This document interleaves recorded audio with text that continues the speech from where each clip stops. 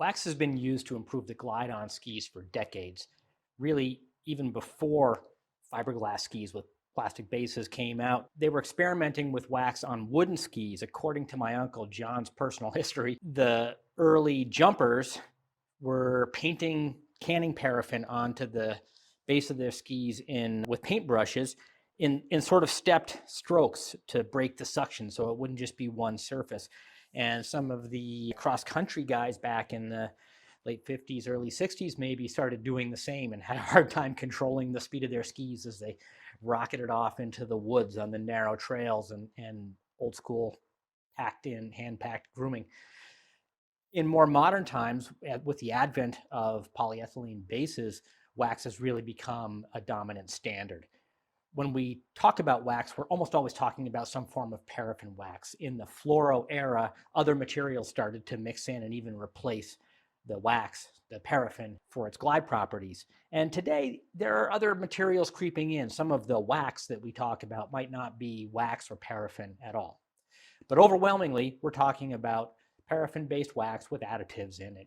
And what we're talking about are waxes that are used to modify the bulk properties of the base and to provide lubrication on the surface.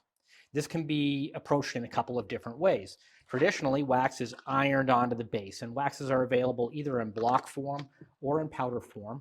And these are intended to be applied utilizing heat. When we put heat into the base gets excited molecularly, it opens up, and wax can sink in and occupy the same space, which gives us a great deal of durability to the wax job.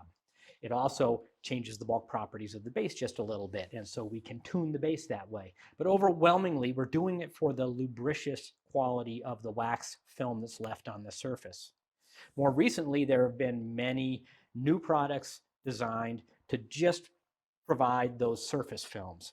The liquid waxes and waxes designed to be applied with fleece rollers have become prevalent, especially in racing, as a way to develop those surface films and optimize the glide performance.